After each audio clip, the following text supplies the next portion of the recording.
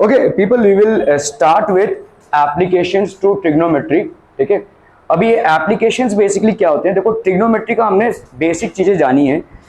Trigonometry बहुत ज्यादा intensively आपकी अप्लाई होती है इंजीनियरिंग में, हाइट्स, डिस्टेंसेस, ठीक है, इन सब चीज़ों में बहुत ज़्यादा अप्लाई होती है। तो हमने अभी तक जो सीखा है ट्रिग्नोमेट्री में वो बहुत बेसिक चीज़ें हैं, sine theta, cos theta, tan theta. ठीक है, ट्रिग्नोमेट्री में ये थीटा होता है, ये साइन थीटा, कॉस थीटा, ये बेसिकली रेशियो है। ठीक है, और हमने 3 आइडेंटिटीज आपके हैं। तो मैं जस्ट एक रिकैप कर देता हूँ आपका क्या क्या है ट्रिग्नोमेट्री में जो हमने अभी तक सीखा है। ठीक है, तो साइन थीटा होता है आपका क्या? Perpendicular upon hypotenuse. ठीक है, कॉस थीटा होता है आपका बेस अपॉन हाइपोटेन्यूज। ठीक है, टैन थीटा होता है आपका परपेंडिकुलर बाय बेस। ठीक है, कोसेक थीटा, कोसेक थीटा क्या हो जाएगा भाई साहब? आपका हाइपोटेन्यूज बाय परपेंडिकुलर। फिर आपका सेक थीटा क्या हो जाएगा? Hypotenuse by base. और यहाँ पे कॉट थीटा क्या हो जाएगा?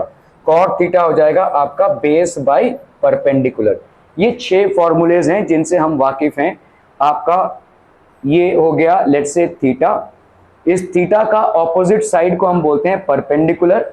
ठीक है, इसको हम बोलते हैं बेस और इसको हम बोलते हैं हाइपोटेन्यूज। तो ये तो आपके 6 ट्रिग्नोमेट्री के फॉर्मूले हो गए। ठीक है, और आपकी 3 आइडेंटिटीज हैं।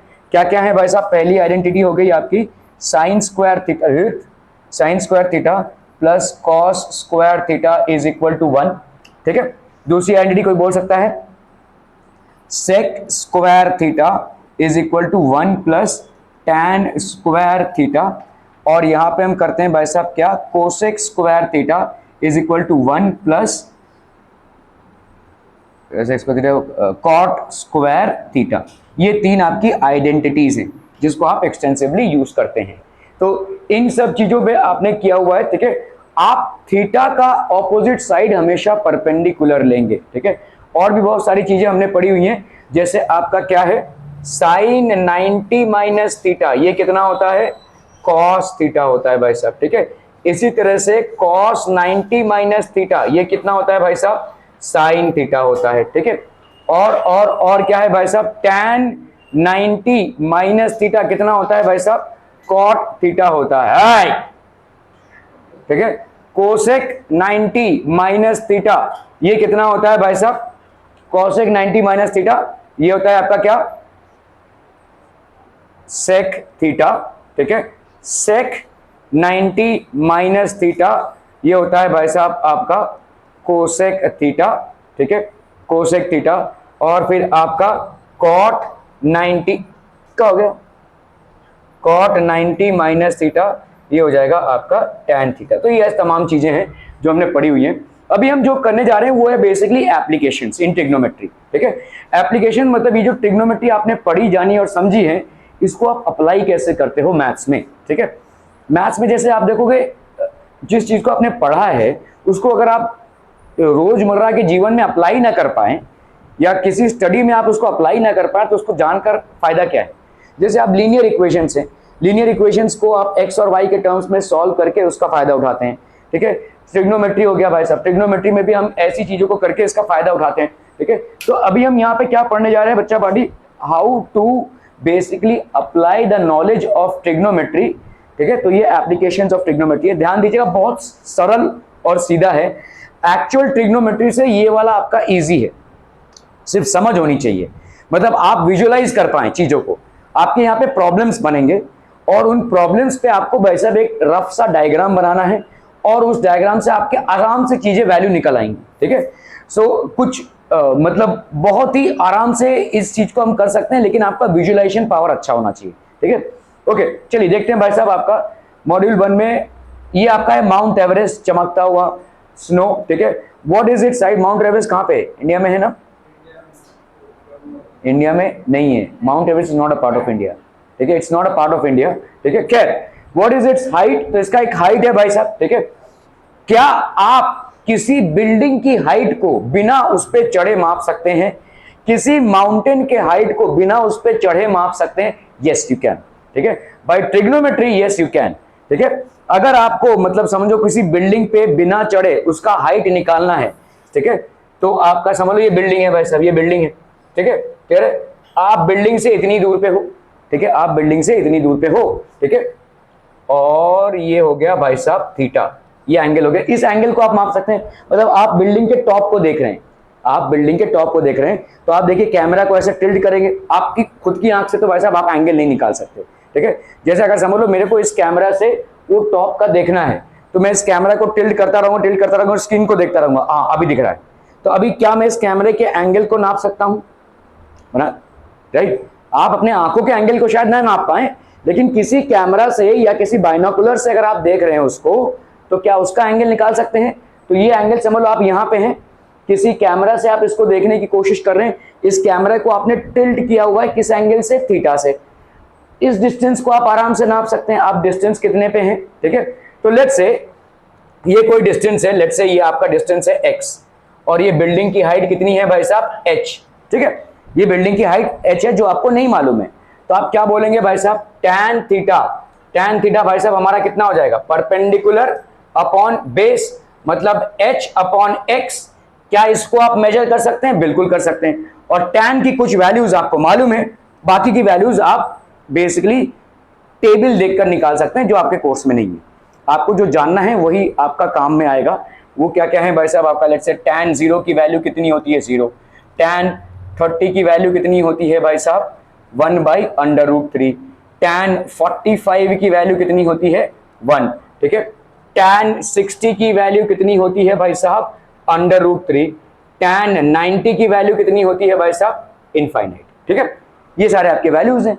तो आप भाई साहब यहाँ पे तुमने जो लगा रहा, समझ लो ये tan 30 थीटा आया आपका, tan थीटा जो आया आपका, थीटा का वैल्यू कितना है 30 डिग्री। तो आप यहाँ पे क्या लिख सकते हैं, tan theta is equal to h/x। तो यहाँ पे कितना हो जाएगा, tan 30 degrees is equal to h/x।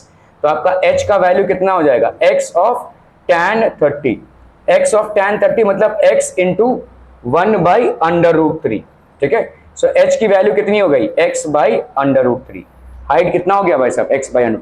तो बिना बिल्डिंग को चढ़े, अगर आपको x मालूम है, x अगर आपको मालूम है तो आप भाई साहब उसका वैल्यू निकाल सकते हैं, ठीक है। सो बिना बिल्डिंग को चढ़े आप ट्रिग्नोमेट्री से आप उस बिल्डिंग की हाइट को निकाल सकते हैं, माउंट एवरेस्ट की हाइट को निकाल सकते हैं, कोई भी टेरेन की हाइट को आप निकाल सकते हैं, ठीक है।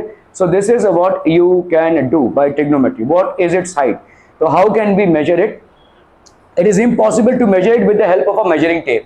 अभी भाई साहब मेजरिंग टेप लेकर जाना और उसको मेजर करना ऑलमोस्ट नेक्स्ट टू इम्पॉसिबल है, ठीक है। तो अभी जैसे देखो यहाँ पे लेट्स से रिवर है ये, ठीक है, रिवर है, व्हाट इज इट्स विड्थ, इसका विड्थ कितना है, इसको आप मेजरिंग टेप से मेजर करने जाएंगे तो भाई साहब फंस जाएंगे, ठीक है। So what is its width, तो क्या इसको भी हम मेजर कर सकते हैं, it is difficult and impractical to measure it with the help of a measuring tape, ठीक है। मेजरिंग टेप से मेजर करना भाई साहब इंसान डूब जाएगा, ठीक है। तो अलग अलग तरीकों से हम इसको, जैसे आईफेल टावर का भाई साहब हाइट कितना है, it's looking beautiful, yes, what is its height भाई साहब, इसका हाइट कैसे निकालोगे। तो ये सारी चीजें जो हैं, ठीक है, again it is impossible by a measuring tape to measure its height, ठीक है। तो ये सारी तमाम चीजें हो जाती हैं जो इम्पॉसिबल हो जाती हैं। Such heights and distances which can not be calculated, जैसे मैं अगर बोलूँ इस रूम का लेंथ कितना है, आप इजीली मेजरिंग टेप से इसको मेजर कर सकते हैं, ब्रेथ को मेजर कर सकते हैं, हाइट को भी शायद मेजर कर ही लेंगे। लेकिन प्रॉब्लम तब आएगा जब इस बिल्डिंग की हाइट को मेजर करना हो या बिल्डिंग के लेंथ को मेजर करना हो, ठीक है। तो ये जो बड़ी बड़ी चीजें हैं उनको हम मेजर करने के लिए भाई साहब मेजरिंग टेप्स का इस्तेमाल नहीं कर सकते या स्केल का इस्तेमाल नहीं कर सकते हैं, तब आपका ट्रिग्नोमेट्री का नॉलेज इस्तेमाल करेंगे। तो such heights and distances can be found by applying trigonometry, ठीक है। We need to learn few important terms, line of sight, horizontal line, angle of elevation and angle of depression. I'm going to explain all the important types. चलिए भाई साहब line of sight देखते हैं हम पहले, ठीक है। What is line of sight? हम भाई साहब कहाँ है काऊ, ये भाई साहब देखो ये काऊ है, ये इसको देख रहा है भाई साहब, ठीक है। That boy is basically observing the cow. Clear है? Okay, चलिए भाई साहब, ठीक है।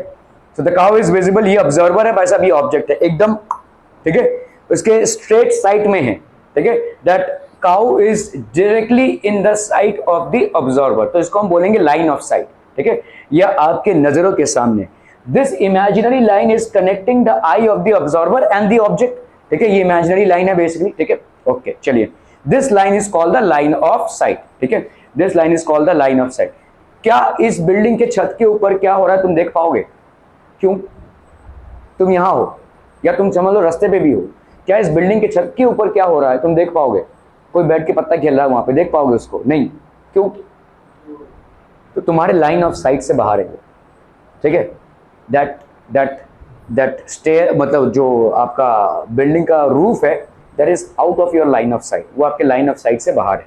जरूरी नहीं कि लाइन ऑफ साइट मतलब एकदम आपके हॉरिजॉन्टल साइड पे ही हो, आप ऊपर तक जहां तक भी आप चीजों को देख पा रहे हो, that is all in your line of sight. The moment there is an obstruction and you cannot see beyond, then that will be out of your line of sight. वो आपके line of sight के बाहर होगा, ठीक है? Okay. Let us see a few more examples, ठीक है? Now, I am observing the door of the tree house. तो ये tree house है भाई साहब, इस door को हम देख पा रहे हैं, ठीक है? So ये object है भाई साहब, ठीक है? Is this in the line of sight? This is also in the line of sight. Yes, definitely it is, ठीक है? Okay. Now I am observing the beautiful flower. Is this in the line of sight? Yes, it is. ठीक है? Very much in the line of sight. Okay. I want that apple. तो ये भाई साहब apple है, भाई साहब ये सब apples हैं. तो is this in the line of sight? Yes, very much it is. So all these are basically in the line of sight. अभी बहुत सारे ऐसे भी चीजें होंगी जो line of sight से बाहर हो, ठीक है? आपको जैसे मैंने बताया कि beyond एक wall, क्या इस वॉल के उधर क्या हो रहा है पूरा आप देख पा रहे हैं? नहीं, because it is beyond your line of site, ठीक है? क्या इस जमीन के अंदर क्या हो रहा है, कितने चूहे और सांपों ने अपना बिल बना के रखा, आप देख पा रहे हैं? नहीं, क्योंकि it is out of your line of site, ठीक है? उस दीवार के इधर क्या हो रहा है, क्या वो आप देख पा रहे हैं? नहीं, because it is out of your line of site. Angle of elevation क्या होता है, और दोनों भी चीजें समझ लीजिए ठीक से, दो ही एंगल्स हैं यहाँ पे, ठीक है? Angle of elevation and angle of depression, दो चीजें हैं, ठीक है? और दोनों भी इक्वली हैं। तो एंगल ऑफ एलिवेशन का कॉन्सेप्ट हम पहले समझते हैं, ठीक है? तो ये भाई साहब देख रहे हैं, ये हो गया आपका the line passes through the eye of the observer in parallel to the ground, ठीक है? ये हो गया भाई साहब एक पैरेलल टू द ग्राउंड, ठीक है? चाहे पेड़ हो, चाहे कोई पोल हो, चाहे कोई बिल्डिंग हो, चाहे कोई फ्लैग हो, सारे के सारे जितने भी सर्फेसेस आप लेंगे वो परपेंडिकुलर ही लेंगे। समझ में आ रहा है ये? चाहे कोई बिल्डिंग, जो आपका ये जो लाइन है ना, ये लाइन, इससे हमेशा ये परपेंडिकुलर परफेक्ट हो सकता है क्या कोई पेड़? नहीं हो सकता। लेकिन हम कैलकुलेशन पर्पसेस के लिए इसके हाइट को अगर हम कैलकुलेट कर रहे हैं तो इसको हम परपेंडिकुलर ही लेंगे, ये वाले हाइट को जनरली परपेंडिकुलर लेंगे। चाहे बिल्डिंग हो, चाहे फ्लैग स्टाफ हो, चाहे कोई शिप का हाइट हो, ठीक है? चाहे आपका भाई साहब कोई टेढ़ा मेढ़ा पेड़ भी क्यों ना हो, हम इसके टिप को इससे परपेंडिकुलर से ही मापेंगे। क्लियर है? समझ में आ रहा है ये? ठीक है? क्योंकि अनफॉर्चुनेटली आपका जो ट्रिग्नोमेट्री का बेस है that is only on perpendiculars. तो आपका भाई साहब सिर्फ और सिर्फ राइट एंगल ट्रायंगल पे ही आपका ट्रिग्नोमेट्री बेस्ड है, ठीक है?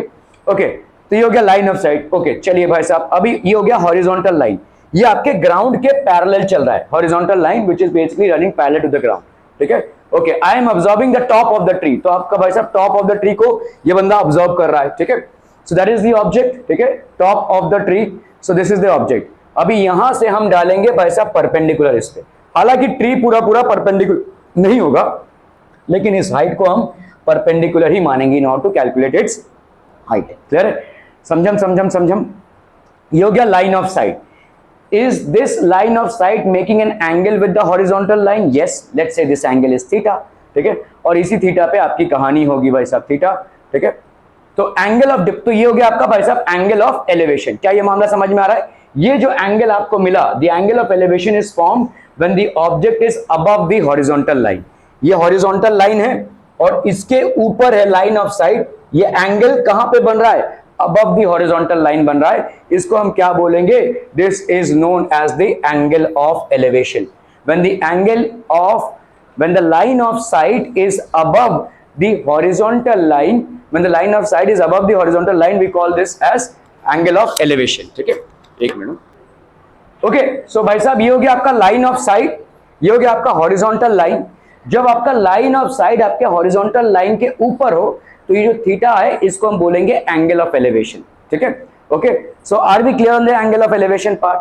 जब आप नीचे से किसी ऊपरी चीज को देखने की कोशिश कर रहे हैं तो जो एंगल बनेगा इस हॉरिजॉन्टल लेवल से, जो एंगल बनेगा, ये आपका हॉरिजॉन्टल लेवल और ये एंगल बन रहा है, ये वाला जो एंगल होगा इसको हम बोलेंगे angle of elevation. When you are trying to observe something from down to the top and there is an angle which it is forming with the horizontal line, then that angle is known as the angle of elevation. ठीक है? Are we clear on this one people? Okay. Angle of depression भाई साहब क्या हो जाएगा, अभी देखो ये भाई साहब नीचे की चीज को देखने की कोशिश कर रहा है, ठीक है। When you are at a top level and you are trying to view something down, ठीक है, तो ये हॉरिजॉन्टल लेवल के साथ ये वाला जो लाइन ऑफ साइट बनेगा, ये वाला एंगल, ठीक है, इसको हम बोलेंगे angle of depression. This is known as angle of depression. चलिए भाई साहब ये क्या देखने, ये हॉरिजॉन्टल लाइन हो गया। अभी ये क्या देखने, आई am observing the flower on the ground, तो ये क्या कर रहे हैं भाई साहब, फ्लावर ऑन द ग्राउंड को ऑब्जर्व कर रहे हैं। तो अभी क्या हो गया, आपके हॉरिजॉन्टल लाइन के नीचे है क्या, लाइन ऑफ साइट। पिछली बार वाले में क्या था, हॉरिजॉन्टल लाइन के ऊपर था क्या, लाइन ऑफ साइट। अभी भाई साहब हॉरिजॉन्टल लाइन के नीचे है आपका लाइन ऑफ साइट, तो इस वाले एंगल को हम क्या बोलेंगे, एंगल ऑफ डिप्रेशन, ठीक है। This one will be known as angle of depression. ये लाइन ऑफ साइट है। Is the line of sight making an angle with the horizontal line, yes it is making, ठीक है। And is the line of sight above or below the horizontal line? It is below the horizontal line. So between the horizontal line and the line of sight, the angle that gets formed is known as the angle of depression. ठीक है, is known as the angle of depression. ठीक है, angle of depression is formed when the object is below the horizontal line. ये भाई साहब object जब below the horizontal line है, clear है, समझ में आ रहा है। Let us revise the four terms. फटाफट भाई साहब आपका ये horizontal line हो गया। I am observing an eagle in the sky. तो भाई साहब ये ईगल को देख रहा है, तो अभी क्या हो जाएगा, एंगल ऑफ एलिवेशन हो जाएगा, ठीक है, because now the line of site is above the horizontal line, ठीक है। तो आपका ये ऑब्जर्वर हो गया, ऑब्जेक्ट हो गया, लाइन ऑफ साइट हो गया, ये एंगल ऑफ एलिवेशन हो गया, ठीक है।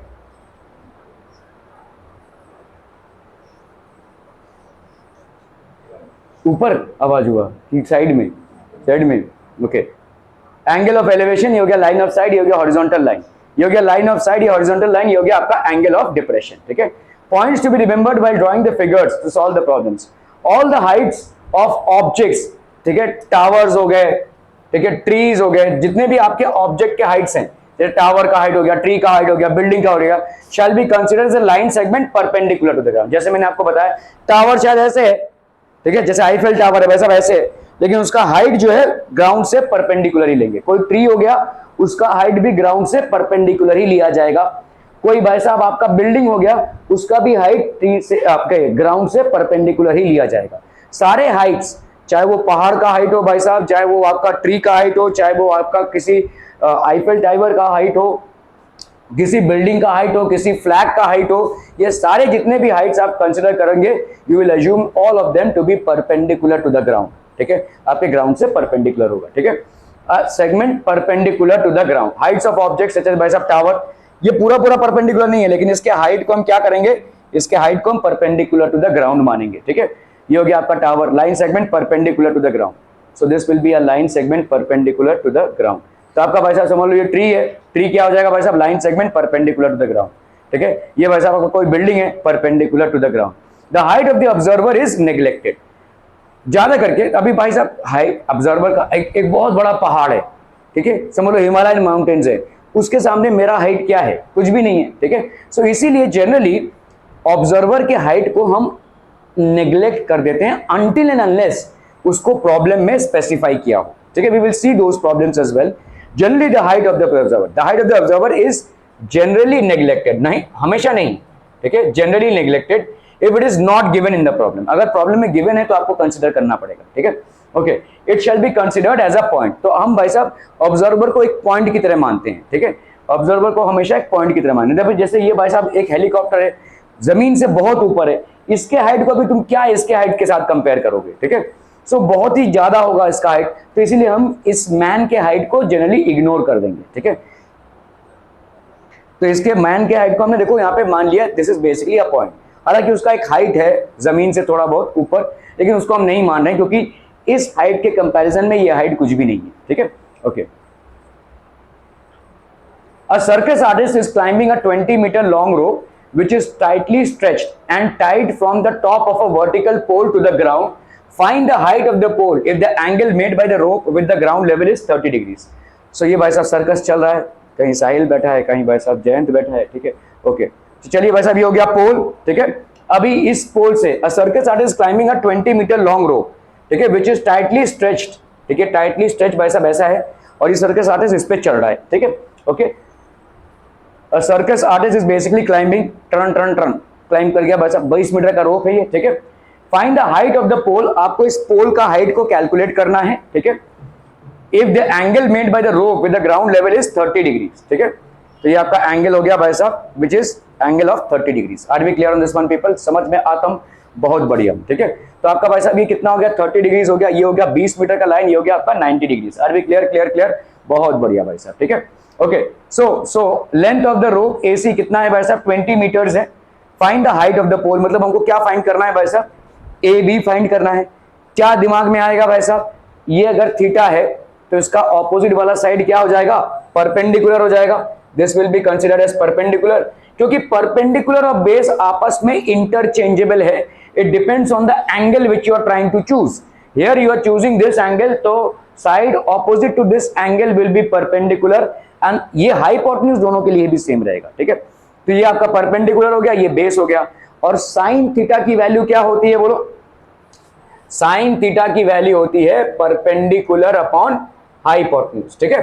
तो यहां पे परपेंडिकुलर कौन है भाई साहब, AB, हाइपोटेन्यूज कौन है भाई साहब, AC, और यहां पे हम क्या लिख सकते हैं, sine of C, angle C लिख सकते हैं। बोलो साइन C की वैल्यू मतलब कितनी हो गई, बोलो sine 30 degree. This will be equal to AB, जिसका लेंथ हमें नहीं मालूम है तो हम AB ही लिखेंगे। AC की वैल्यू कितनी है बोलो, 20 मीटर, तो we will write this as 20 metres. तो AB की वैल्यू कितनी, 20 metres into sine of 30 degree, ठीक है। तो AB की वैल्यू कितनी हो गई भाई साहब, 20 मीटर, और साइन 30 की वैल्यू कितनी होती है भाई साहब, याद है 1/2, ठीक है। साइन 30 इज, ये वैल्यूज जो है एंगल्स के फिर से एक बार रिवाइज कर लो। मैं बोल रहा हूं सिर्फ साइन का ही वैल्यू अगर याद रखोगे तो बाकी के निकाल सकते हो, ठीक है, बाकी के आप सब निकाल सकते हो, ठीक है। ओके, तो आपका साइन 30 मतलब हो गया 1/2, तो ये हो गया 10, तो ये हो गया AB which is basically pole height. Pole height आपका कितने का हो गया, 10 मीटर का। Without climbing the pole you can basically find out the height, ठीक है। So let length of the AC, length of the rope यहाँ पे कितना है भाई साहब, 20 मीटर का है which is AC। Let the height of the pole be H metres, ठीक है।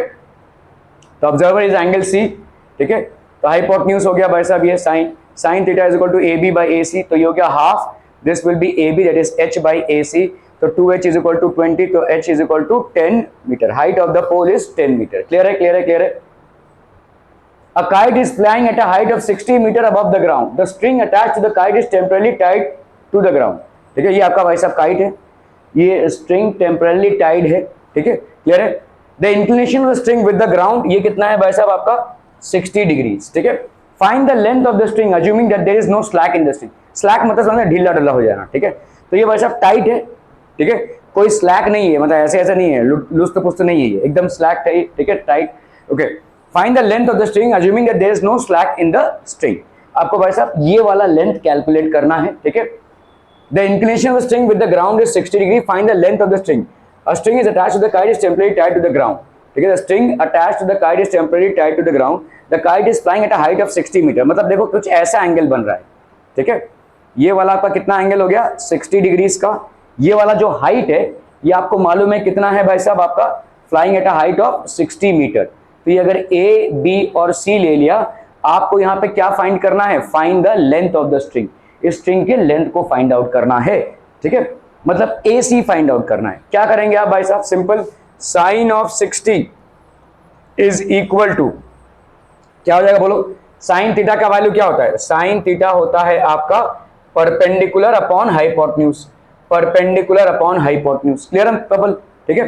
तो साइन ऑफ 60 ये कितना हो जाएगा, परपेंडिकुलर यहाँ पे क्या है, AB अपॉन AC, ठीक है। साइन ऑफ 60 कितना हो गया, √3/2, this will be equal to AB that is 60 upon AC। तो AC की वैल्यू यहां पे कितनी हो जाएगी, this will be 60 into 2/√3, 60 into 2/√3, ये हो जाएगा इसका वैल्यू, ठीक है, क्लियर है। अभी अगर आप इसको सुलझाना चाहें तो AC मतलब कितना हो जाएगा, 60 इंटू 2, ऊपर नीचे √3 से मालूम मल्टीप्लाई कर दीजिए, √3 से इसको √3 से मल्टीप्लाई कर दिए, ऊपर वाले को भी √3 इंटू √3 कितना हो गया भाई साहब 3, 60 इंटू 2 इंटू √3 है, तो 3 20 या 60 होता है, 20 इंटू 2 कितना हो गया 40 √3। √3 की वैल्यू कितनी होती है 1.73, सो this will B 40 into 1.73, so this will B 3 4 12, 7 4 28, 29, 4 1 4, 5 6, और यहाँ पे हो गया भाई साहब 2, 69.2 metres. Are we clear on this one people? समझ में आतम ओके ओके ओके। सो ये हो गया 60, ये हो गया 60, ठीक है। तो आपका भाई साहब यहाँ पे हो गया,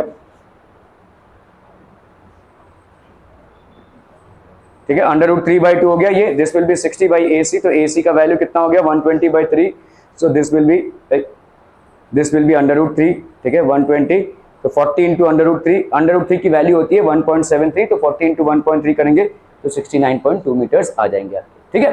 क्लियर है people? Okay okay okay. A contractor plans to install 2 slides for the children to play in the park. For the children below the age of 5 years she prefers to have a slide whose top is at a height of 1.5 metre. इतने metre पे भाई साहब इसका height है, and inclined at an angle of 30 degree to the ground. Whereas for the elder children, she wants to have a steep slide at a height of 3 meter and inclined at an angle of 60 degree. What should be the length of the slide in each case? तो एक भाई साहब है ये वाला slide और एक भाई साहब है इस तरीके का स्लाइड, ठीक है, बड़े लोगों के लिए। छोटे बच्चों के लिए ये वाला स्लाइड है, ठीक है। यहाँ पे कितना है, below the age of 5 years है, तो यहाँ पे ये एंगल कितना है भाई साहब 30 डिग्रीज का, और हाइट कितना है आपका यहाँ पे 1.5 मीटर का। ये वाला एंगल कितना है बोलो 60 डिग्रीज का, और यहाँ पे हाइट कितना है भाई साहब 3 मीटर्स का, ठीक है। अभी आपको इस स्लाइड के लेंथ को पता करना है, इस स्लाइड के लेंथ को, ठीक है। तो आपका भाई साहब यहाँ पे क्या दिखाएंगे, tan 30 इज इक्वल टू 1. या sin 30 सॉरी, ठीक है। तो ये हो गया आपका sin 30 is equal to 1.5 upon length of the slide, ये लेंथ ले लिया हमने, ठीक है, L1 ले लिया, लेट्स से इसका L1 है और इसका L2 है, यही पे आपको यही फाइंड करना है। sin 30 की वैल्यू कितना होती है वैसे 1/2 is equal to 1.5/L1, L1 into 1 कर दो तो ये हो गया L1, 1.5 इंटू 2 ये कितना हो गया भाई साहब 3 मीटर। तो बच्चों वाला स्लाइड कितने लेंथ का हो जाएगा 3 मीटर का हो जाएगा। बड़ों वाले स्लाइड पे आते हैं भाई साहब, यहाँ पे वही सेम चीज, sin 60 is equal to 3 metre upon this length that is L2।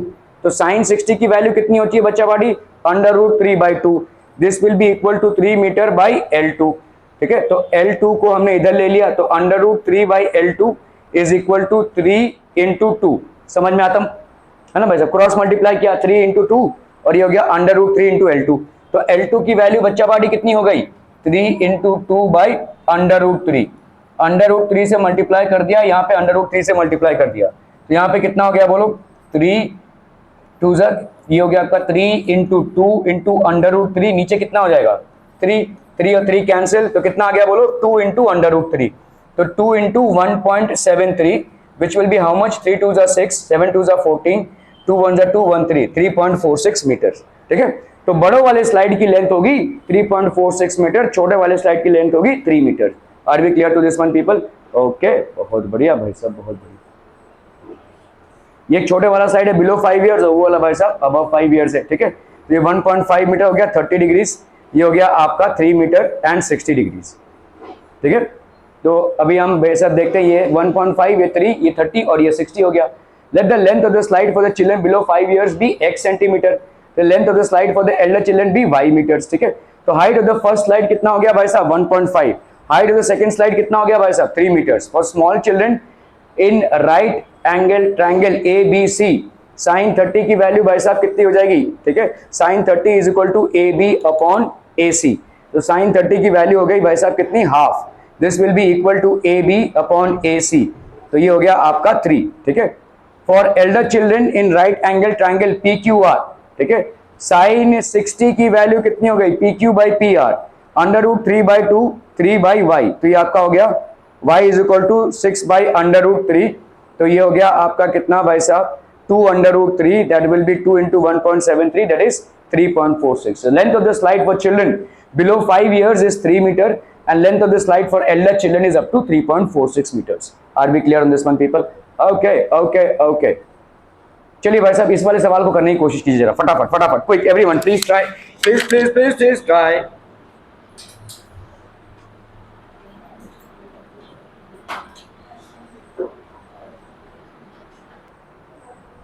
Okay, the angle of elevation of the top of a tower from a point on the ground which is 30 meter away, तो ये भाई साहब 30 metre away from the foot of the tower is 30 degrees, ठीक है। तो आपका भाई साहब यहाँ पे टॉप ऑफ द टावर है, लाइन ऑफ साइट है, ठीक है, और ये 30 मीटर अवे है, ठीक है, 30 डिग्रीज हो गया लाइन ऑफ साइट, ठीक है। ओके आपको भाई साहब यहाँ पे हाइट को कैलकुलेट करना है, find the height of the tower. तो ए बी, ठीक है, distance of the foot of the tower. तो आपका भाई साहब यहाँ पे क्या पॉइंट करना है, find the height of the tower. आप दोनों चीजें भी इस्तेमाल कर सकते हैं। देखो आपको देखना है कि जो रेशियो आप यूज कर रहे हैं उसमें एक आपको मालूम हो, ठीक है। अगर मैं यहाँ पे साइन 30 यूज करूं तो गलत क्यों हो जाऊंगा बोलो, क्योंकि मेरे को ये भी नहीं मालूम और ये भी नहीं मालूम। साइन 30 की वैल्यू क्या होगी, ए बी बाई ए सी, ठीक है, ए बी बाई ए सी, लेकिन मुझे ए सी बी की तो वैल्यू नहीं मालूम है, ठीक है। अगर मैं यहाँ पे tan 30 यूज करूं, tan 30 क्या होता है बोलो, परपेंडिकुलर अपॉन बेस, ठीक है। tan 30 क्या हो जाएगा, परपेंडिकुलर अपॉन बेस। क्या मुझे परपेंडिकुलर मालूम है, नहीं मालूम। क्या मुझे बेस की वैल्यू मालूम है, यस, ये 30 है भाई साहब, ठीक है। और हमको tan 30 की वैल्यू मालूम है कितनी होती है, 1/√3। तो भाई साहब ए भी आपका कितना हो जाएगा, 30/√3, ठीक है। तो 30 इंटू √3 कर लो और इधर नीचे √3 इंटू √3 कर लो, ये हो गया आपका ए बी। √3 इंटू √3 करोगे तो कितना आ जाएगा, 3, ठीक है। और यहाँ पे कितना हो जाएगा बोलो, 30 इंटू √3 है, 3 10 30, मतलब 10 इंटू √3 हो गया, मतलब 10 इंटू 1.73 हो गया, मतलब आपका कितना हो जाएगा भाई साहब, 17.30 मीटर्स, 17.3 मीटर्स। क्लियर है, ओके। ये हो गया आपका height h in the right angle triangle. तो आपका भाई साहब ये tan 30 हो गया A B by B C, तो 1/√3 इज इक्वल टू h/30। ये हो गया भाई साहब 30/√3, so this will be h is equal to 10/√3, that will be how much, 10 into 17.3 हो गया ये, ठीक है। So height of the tower is how much, 17.3। Are we clear how to use, ठीक है। आपको देखना पड़ेगा कि आप जो रेशियो यूज कर रहे हैं, आप जो रेशियो यूज कर रहे हैं उसमें भाई साहब दोनों एक ही आपका अननोन होना चाहिए, दो अननोन नहीं हो सकते, ठीक है।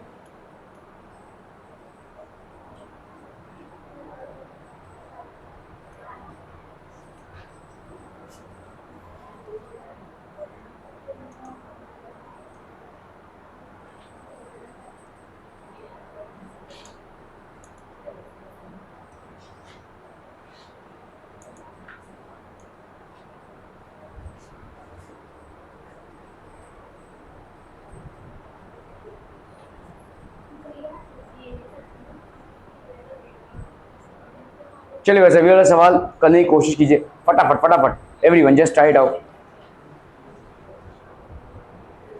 चला जल्दी चला। A tree breaks due to storm and the broken part tense so that the top of the tree. अरे द क्या करे लोग, पहले तो वैसा हम इसका कर ले क्रॉपिंग। क्रॉपिंग क्यों नहीं हो रहा है वैसा इसका,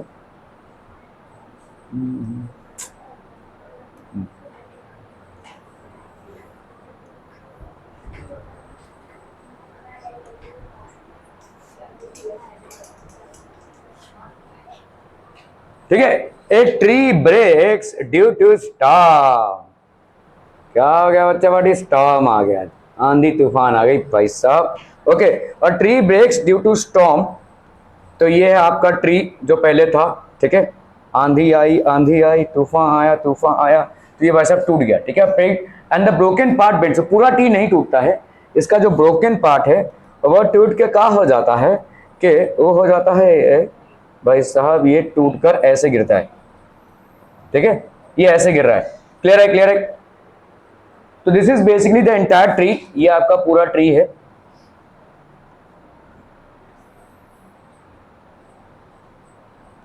ये हो गया आपका ट्री, ठीक है।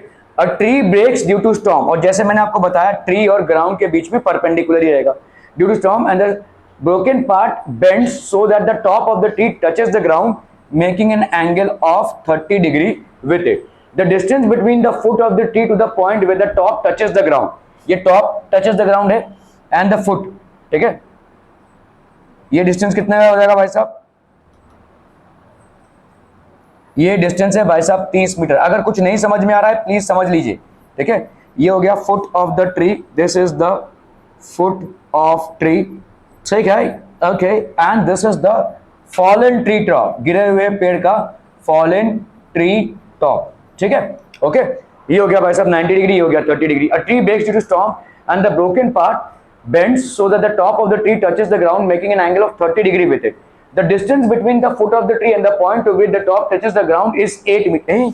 30 मीटर कहां से लिख दिया मैंने, 30 डिग्री है, इधर 8 मीटर का है, मतलब किसी को पड़ी नहीं है, 8 मीटर, ठीक है, ground is 8 metre, find the height of the tree, तो आपको हाइट ऑफ द ट्री को निकालना है, ठीक है।